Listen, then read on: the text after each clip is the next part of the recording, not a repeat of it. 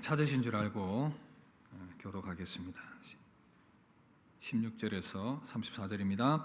바울이 아덴에서 그들을 기다리다가 그 성에 우상이 가득한 것을 보고 마음에 격분하여 회당에서는 유대인과 경건한 사람들과 또 장터에서는 날마다 만나는 사람들과 변론하니 어떤 에피쿠로스와 스토아 철학자들도 바울과 쟁론할세. 어떤 사람은 이르되 이 말쟁이가 무슨 말을 하고자 하느냐 하고 어떤 사람은 이르되 이방 신들을 전하는 사람인가 보다 하니 이는 바울이 예수와 부활을 전하기 때문이러라. 그를 붙들어 아레오파고로 가며 말하기를 내가 말하는 이 새로운 가르침이 무엇인지 우리가 알 수 있겠느냐.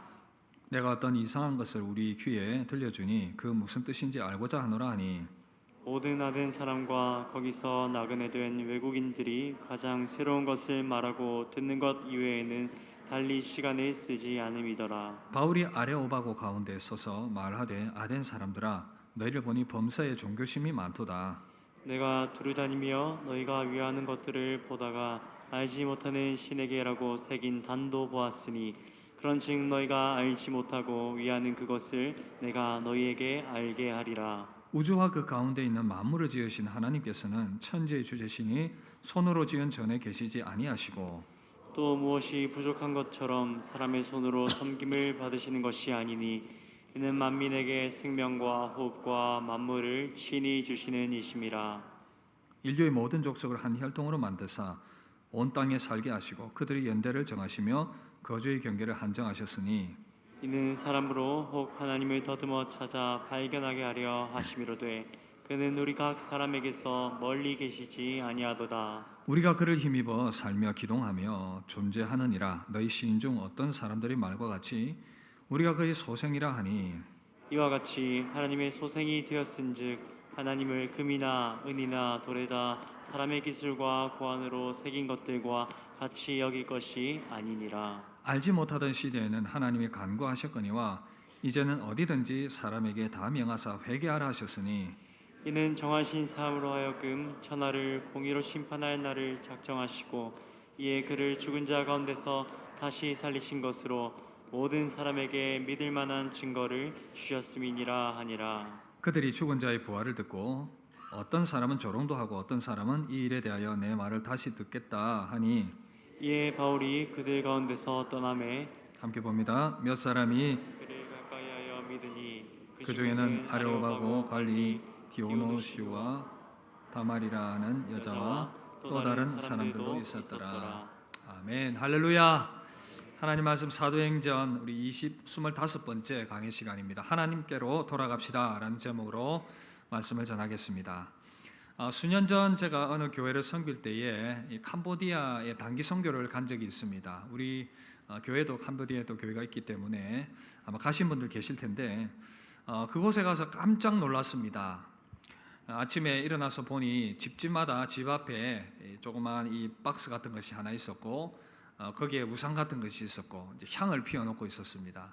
아침이 되면 온 이 동네가 이 향으로 가득 채워지게 되는. 그리고 또 유적지라고 가보니까 난간이 다 이렇게 뱀 모양으로 되어 있었습니다. 그래서 그런 모습들을 보면서 참 마음의 안타까움이 있었습니다. 힌두교와 불교가 이렇게 강하게 자리 잡고 있는 이제 지역이었는데 왜 이들이 하나님을 알지 못하고 이렇게 살아가는 걸까? 그런 이 답답한 마음이 한편에는 있었습니다. 때로는 이제 분노의 마음도 함께 일어났습니다. 그래서 오늘 말씀을 보면서 바울이 아테네에서 분노했다라는 말이 정말 공감이 되고 이해가 되었습니다. 바울이 계속해서 복음을 증거하다가 이제 아테네라는 곳에 가게 됩니다. 여러분 아테네, 아덴 여러분 잘 아실 텐데 거기에는 이제 그리스 여러 가지 이 신화와 신들이 가득했습니다. 우상이 가득했습니다.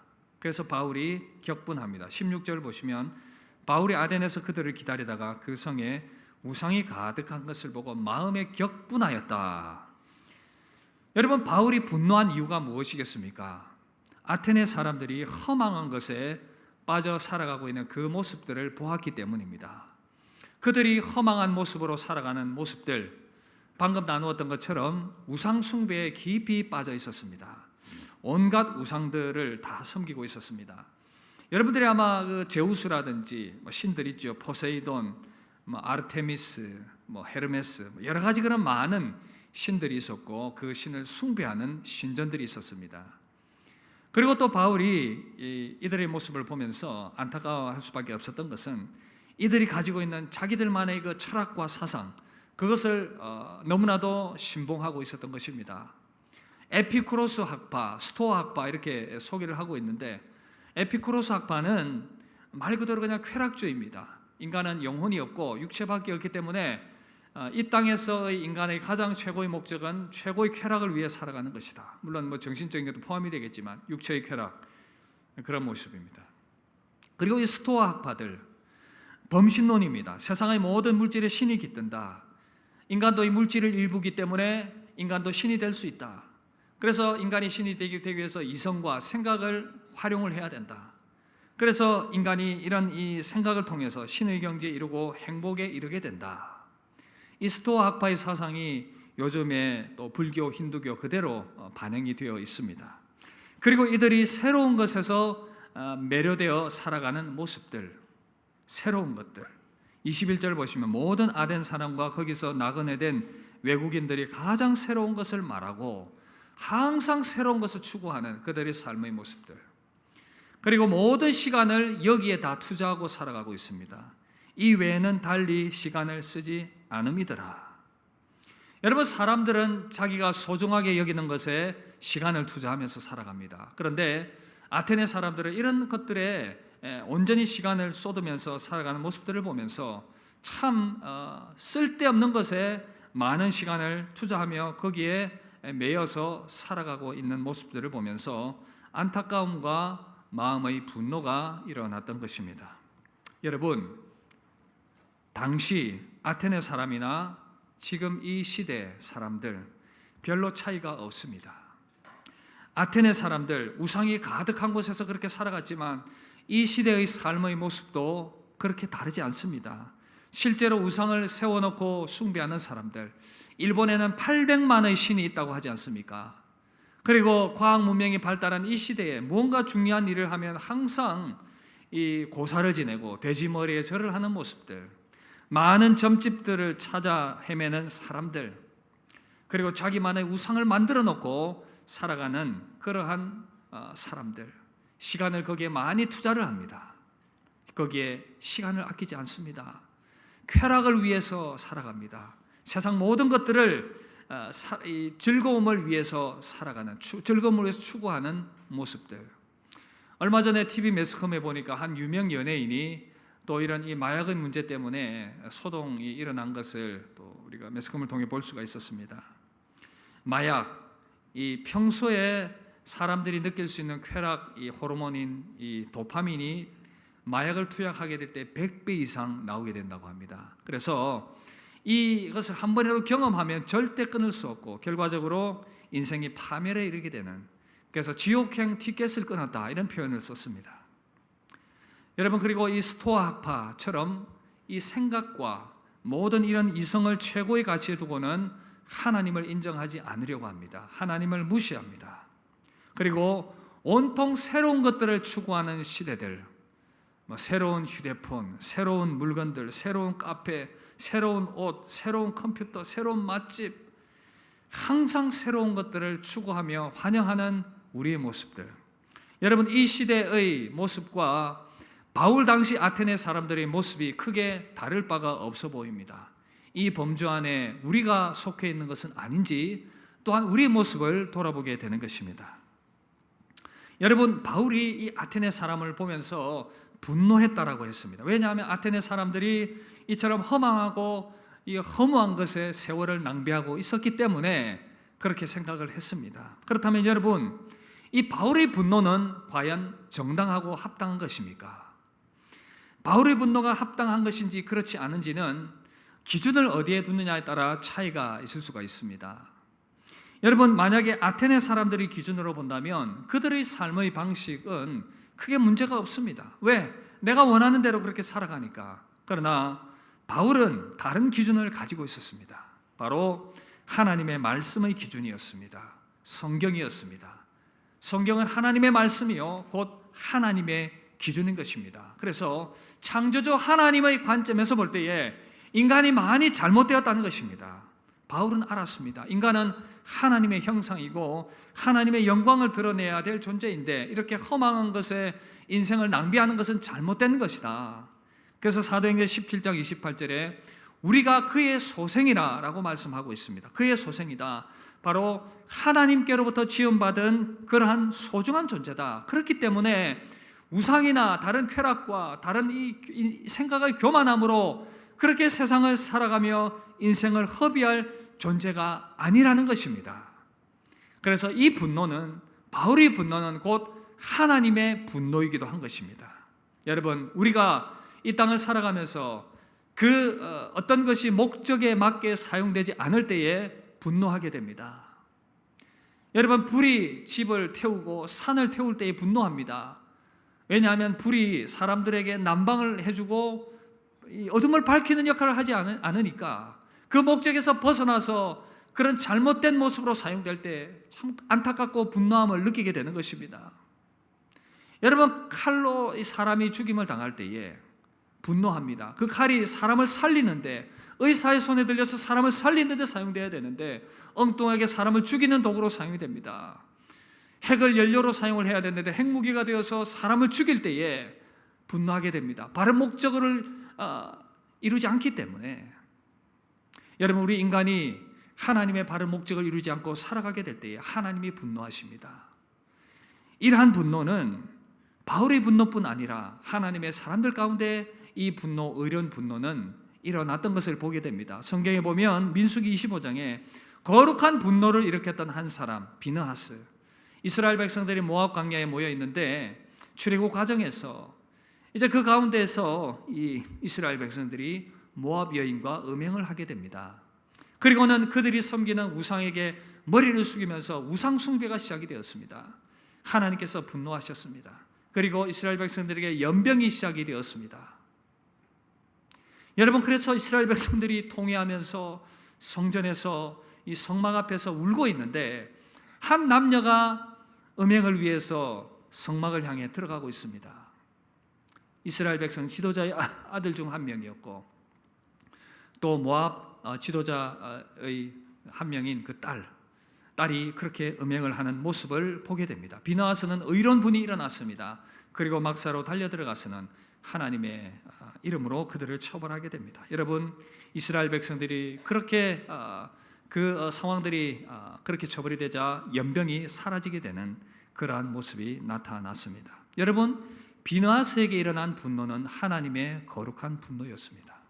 하나님의 백성으로 부름받은 자녀가 하나님의 백성답게 살아가지 못하는 모습을 보일 때에 하나님께서는 분노하시고 그 의로운 분노는 하나님의 사람들에게도 동일하게 생겨나게 된다는 것입니다. 사랑하는 성도 여러분, 저는 여러분들에게 도전합니다. 먼저 자신을 향해서 분노하고 단식하시기를 바랍니다.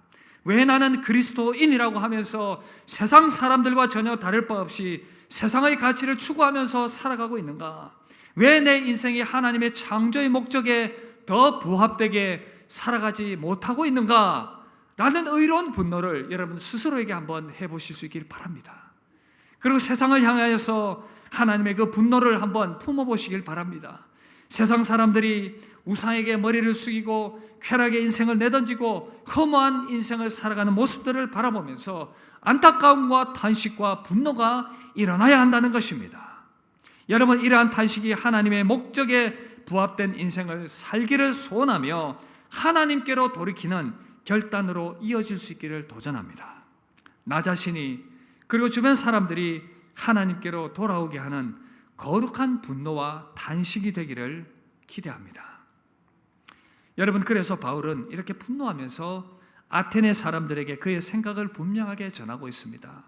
여러분들은 창조주 하나님께로 돌아와야 합니다. 여러분들은 범사에 참 종교심이 많습니다. 여러분들이 하는 모든 것들을 보니 신을 찾고자 하는 열망과 갈망들이 여러분들 가운데 있습니다. 그러나 세상을 지으신 참되신 하나님은 여러분들이 섬기는 그 우상 가운데 계시지 않습니다. 제가 전하는 이 복음을 통해서 하나님께로 돌아오시길 바랍니다. 여러분, 바울이 왜 이렇게 아테네 사람들에게 하나님께로 돌아오라고 그렇게 외쳤겠습니까? 우리 인생이 왜 하나님께로 돌아가야 합니까? 바울이 계속해서 설교하는 그 내용들을 통해서 왜 인생이 하나님께로 돌아가야 하는지 우리가 그 이유를 한번 찾아보면요, 먼저는요, 하나님은 우리에게 생명을 주시는 분이시기 때문입니다. 다 함께 따라합시다. 하나님은 우리에게 생명을 주십니다. 하나님은 창조주이십니다. 우리에게 생명과 호흡을 주시는 분이십니다. 그래서 25절 후반부에 보시면 이는 만민에게 생명과 호흡과 만물을 친히 주시는 이십니다. 여러분, 물고기가 물을 떠나서 살 수 없습니다. 육상 생물이 산소 공급이 이루어지지 않고는 살아갈 수가 없는 것입니다. 인간은 하나님의 형상을 따라 영적인 존재로 지음을 받았습니다. 우리 몸이 살기 위해서 음식을 먹어야 하는 것처럼 우리 영혼이 살기 위해서는 하나님이 공급해 주시는 그 영적인 은혜와 영적인 생명력을 공급받아야 살아갈 수 있다는 것입니다. 그래서 하나님과 교통하면서 우리 영혼이 하나님과 교통하며 살아가야 우리 영혼이 살아가게 된다라는 것입니다. 그래서 우리는 하나님께로 돌아가야 합니다. 두 번째는요, 하나님은 삶의 경계와 시대를 정하시는 분이기 때문에 하나님께로 돌아가라 그렇게 말씀합니다. 26절 말씀 우리 함께 읽겠습니다. 시작. 인류의 모든 족속을 한 혈통으로 만드사 하시고 그들의 연대를 정하시며 거주의 경계를 한정하셨으니. 여러분, 바울이 전하는 메시지는 분명합니다. 하나님은 우리에게 삶의 지경을 정하시고 인생의 연대를 정하시고 우리의 삶을 인도해 주시는 전능하신 하나님이시다라고 말씀하고 있습니다. 여러분들이 지금 2022년 이 시대를 살아가고 있는데 하나님께서 여러분들의 출생과 사망의 그 모든 연대를 정하고 여러분들의 삶을 이끌고 계십니다. 믿으십니까? 여러분들이 살아가야 할 삶의 지경을 정하시고 하나님께서 그 가운데서 인도하십니다. 믿으십니까? 하나님께서 여러분들을 성북교회로 불러주시고 이곳에서 믿음 생활을 하게 하셨고 주님의 몸된 교회를 함께 섬기게 하셨습니다. 믿으십니까? 앞으로 여러분들의 모든 삶을 선하게 인도하시고 붙드시는 분이 또한 하나님이십니다. 여러분 믿으십니까?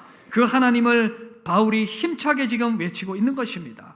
그리고 세 번째로 하나님은 가까이 계신 분이기 때문에 그분께로 돌아가라고 도전하고 있습니다. 27절 함께 읽읍시다. 시작.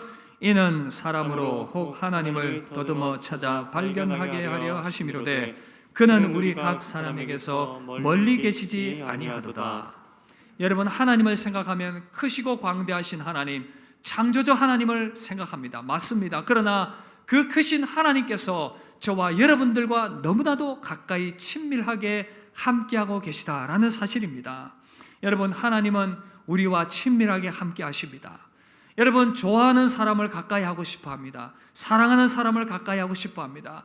하나님은 우리를 사랑하시기 때문에 우리를 가까이 하고 싶어 하십니다.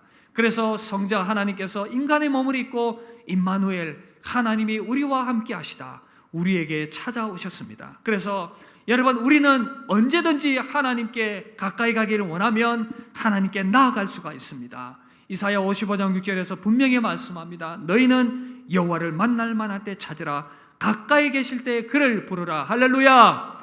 우리를 가까이 하기를 원하시는 하나님께 오늘 이 시간도 예배의 자리에 나아가며 그 하나님을 부르시며 하나님을 친밀하게 가까이 하는 여러분 되시기를 주님의 이름으로 축복합니다. 그래서 그 가까이 하시는 하나님과 늘 동행하며 그렇게 믿음으로 살아가는 여러분들이 될 수 있기를 기대합니다. 그리고 마지막으로 하나님은 세상을 심판하는 심판주이시기 때문에 하나님께로 돌아가야 합니다. 우리 31절 한번 읽을까요? 시작.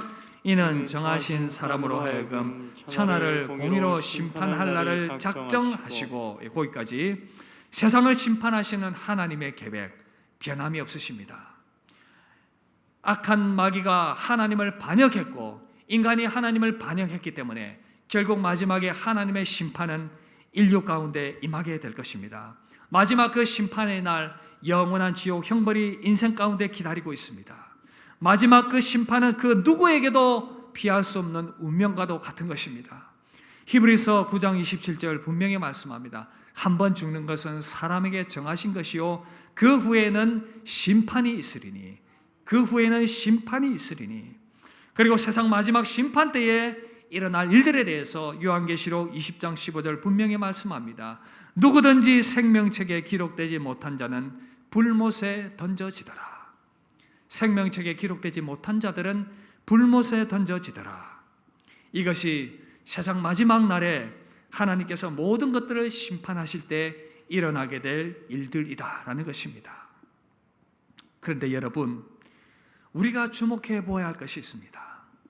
하나님은 반역한 마귀와 사단과 인간을 심판하시겠지만, 그러나 그 심판 가운데서 피할 길을 우리에게 예비해 주셨다라는 사실입니다. 할렐루야! 이것이 우리에게 복된 소식이 되는 것입니다. 마지막 재앙의 그 심판을 피할 수 있는 유일한 방법, 예수 그리스도 안에 있다 분명히 말씀하십니다.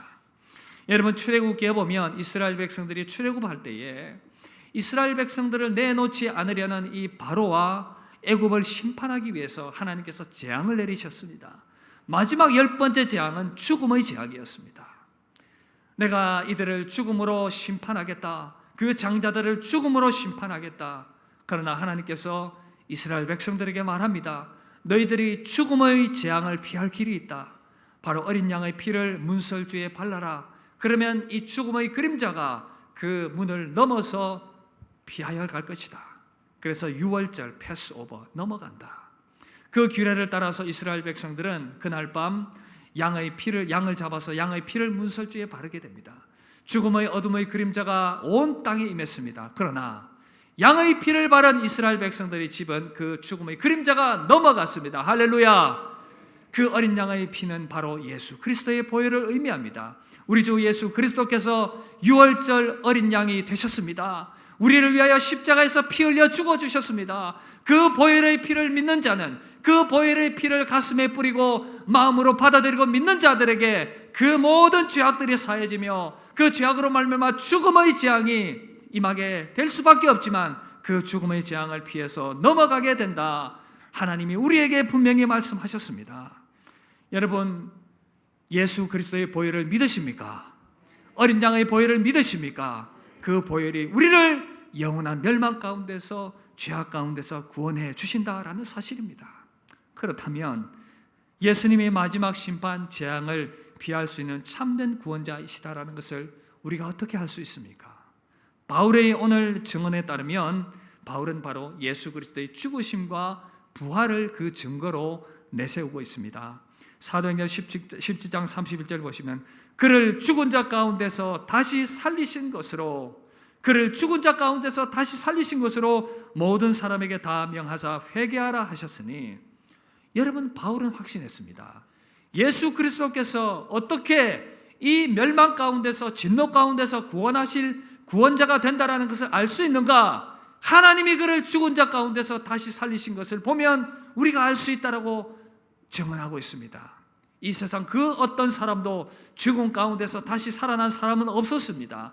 바로 하나님의 아들 예수 그리스도께서 십자가에서 죽으시고 부활하셨기 때문에 이 부활은 정말 하나님께서 그를 우리에게 멸망 가운데서 구원할 구원자로 세우신 분이다라는 것을 확실하게 알 수 있는 증거로 우리 가운데 주셨다라는 것을 바울이 증언하고 있고, 우리가 그것을 믿고 있다라는 것입니다. 창조주 하나님께서 이 땅 가운데 살아가면서 우리가 죽음을 맞이하게 될 텐데, 그 이후에 맞이하게 될 영원한 죽음의 심판 피할 수 있도록 주신 유일한 길, 바로 예수 그리스도, 그 보혈의 공로를 믿는 자들은 이 멸망 가운데서 피함을 받아서 영원한 하나님의 나라 천국으로 들어갈 수 있게 됐다라고 분명히 말씀하고 있는 것입니다. 그래서 요한복음 3장 16절 우리에게 분명하게 약속으로 주어지고 있습니다. 이 말씀 다 함께 읽도록 하겠습니다. 시작. 하나님이 세상을 이처럼 사랑하사 독생자를 주셨으니 이는 그를 믿는 자마다 멸망하지 않고 영생을 얻게 하려 하심이라. 할렐루야. 멸망하지 않고 인간에게 주어진 운명은 멸망이었지만 예수 그리스도께서 우리에게 멸망당하지 않도록 생명의 구원의 길을 열어주신 것입니다. 여러분, 하나님은 우리에게 생명을 주시는 분이시고 우리 인생의 인도자 되시고 우리에게 가까이 다가오기를 원하시는 분이시고 세상의 심판주이십니다. 그렇다면 우리가 해야 할 것은 무엇입니까? 하나님께로 돌아가는 것입니다. 어떻게 돌아가야 하겠습니까? 회개함으로 다시 돌아가야 합니다. 회개함으로 다시 돌아가야 합니다. 30절 보시면 알지 못하던 시대에는 하나님이 간구하셨거니와 이제는 어디든지 사람에게 다 명하사 회개하라 하셨으니 우상과 쾌락과 생각의 교만과 세월을 낭비하면서 허망한 것들을 섬기며 살아왔던 우리의 삶을 다시금 회개하고 예수 그리스도의 죽음과 부활과 그 보혈의 피를 믿음으로 하나님께 다시 돌아와야 한다는 것입니다. 여러분, 회개는 삶의 방향을 완전히 돌이키는 것입니다. 회개에는 고통이 따릅니다. 왜냐하면 교만한 인간이 하나님께 무릎 꿇고 돌아간다는 것은 너무나도 힘든 일이기 때문입니다.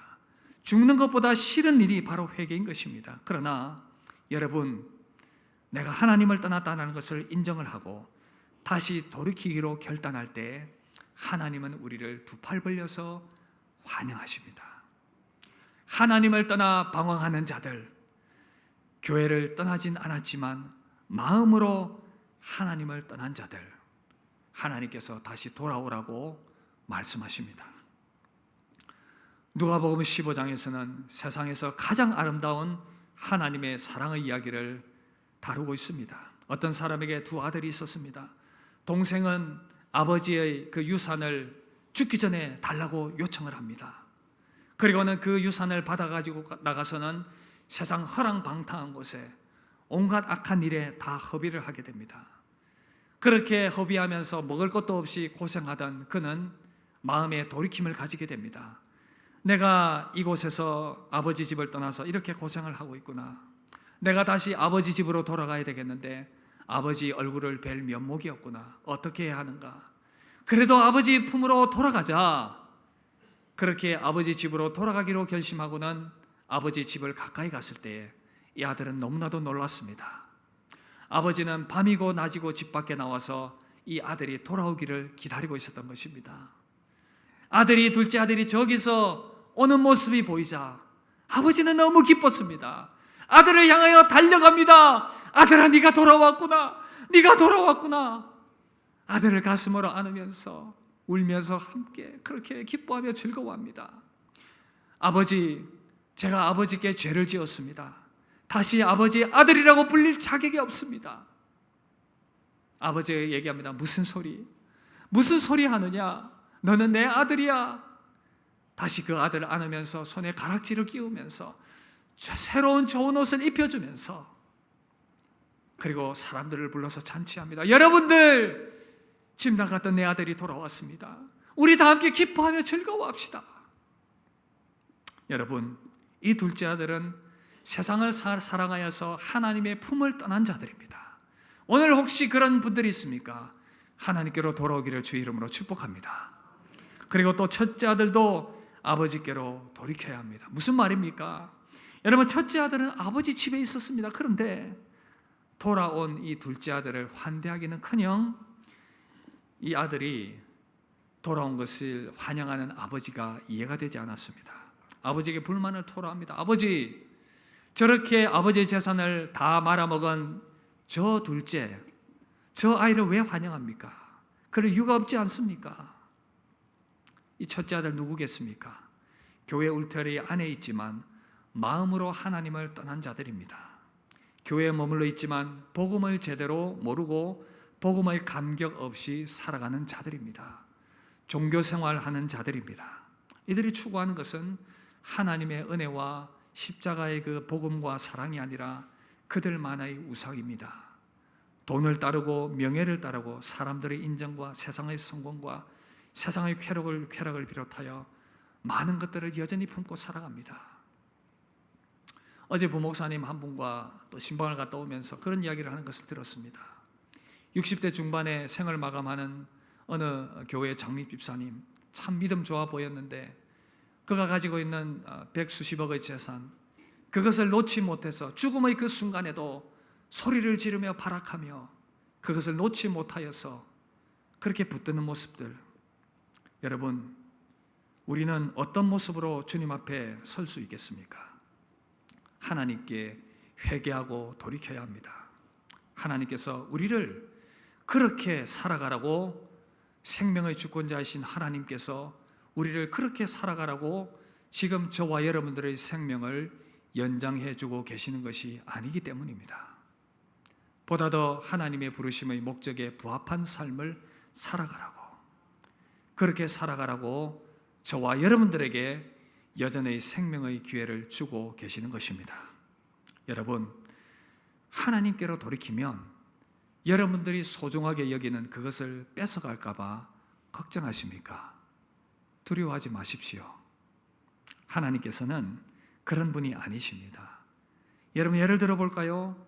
여러분들이 부모, 자녀, 그렇게 사랑하는 자녀, 형제, 가족보다 예수님 더 사랑하면 이들을 주님의 사랑으로 더 많이 사랑하게 됩니다. 돈과 명예와 세상 즐거움보다 여러분 예수님을 더 사랑해 보십시오.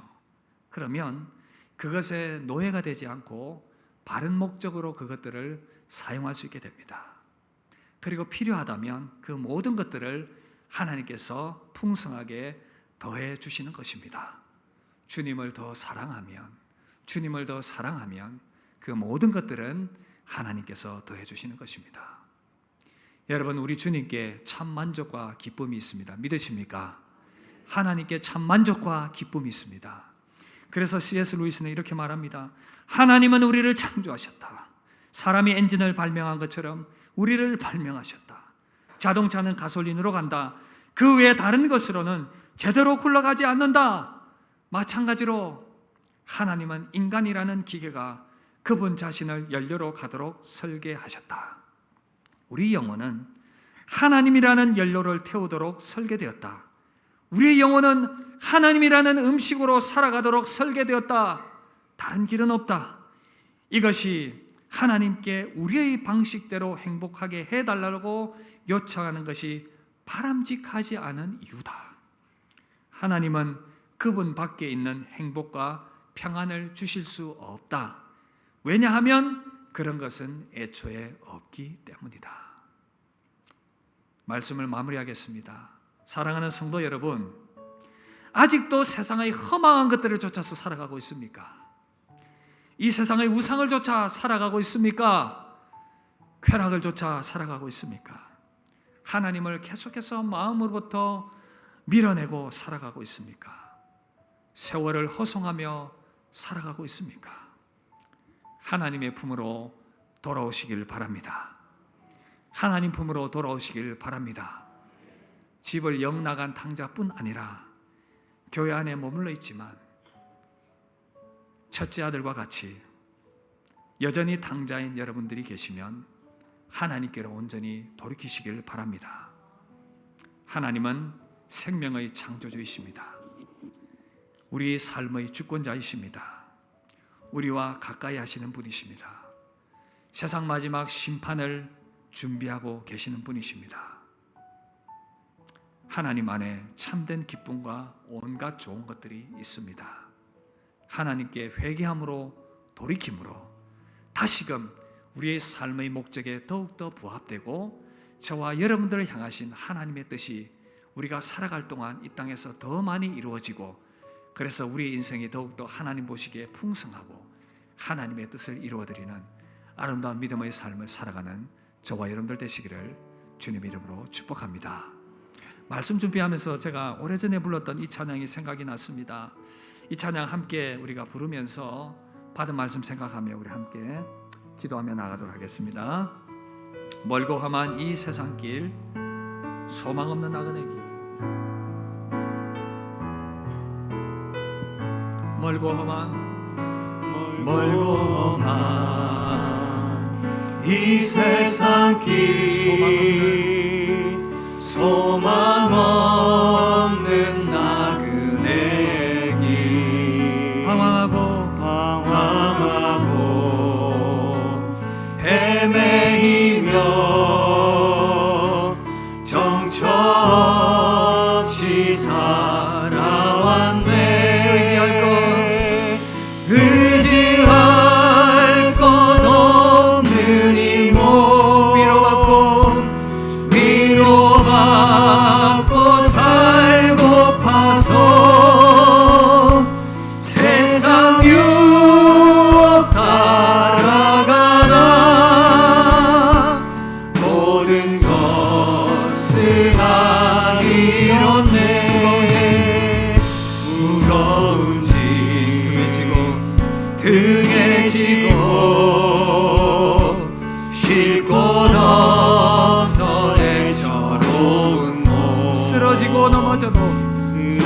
넘어지고 넘어져도 위로할 자 내겐 없었네. 세상에서 버림받고 귀한 세월 방황하다 아버지를 만났을 때 아버지를 만났을 때 죄인임을 깨달았네. 눈물로서 회개하고 아버지의 품에 안겨 죄악으로 더럽힌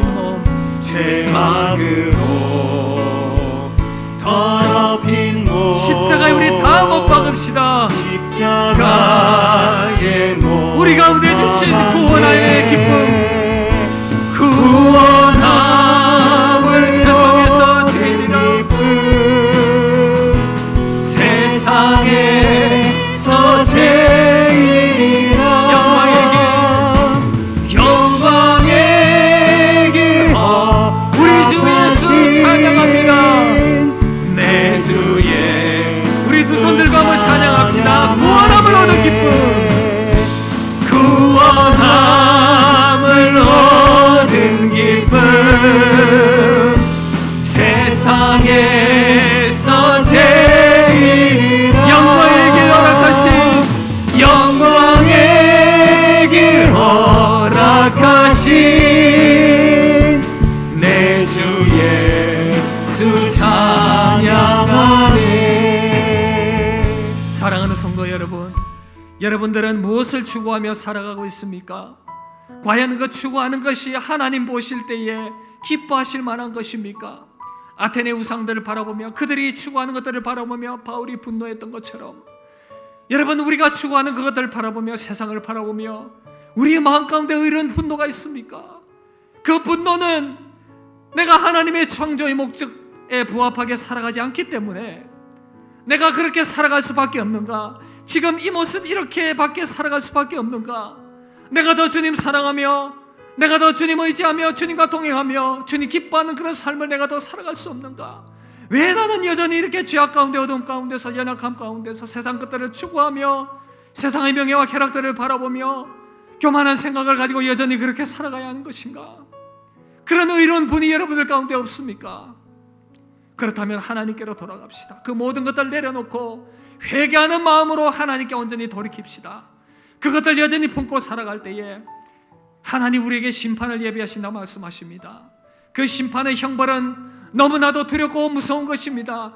영원한 지옥의 형벌과 불못이 기다리고 있는 것입니다. 그러나 우리 주 예수 그리스도께서 그 영원한 심판 가운데서 피할 길을 허락하셨기 때문에 우리 주님께로 다시금 의지하며 우리 하나님께로 다시금 돌이켜서 다시금 우리의 삶의 목적에 부합한 삶으로 우리가 다시금 나아갈 수 있기를 기대합니다. 그래서 기도할 때 하나님, 내 삶 가운데 두려워져 있는 모든 우상과 쾌락과 모든 교만한 생각과 시간을 허비하며 살아왔던 모든 어리석은 인생들을 용서하여 주시옵소서.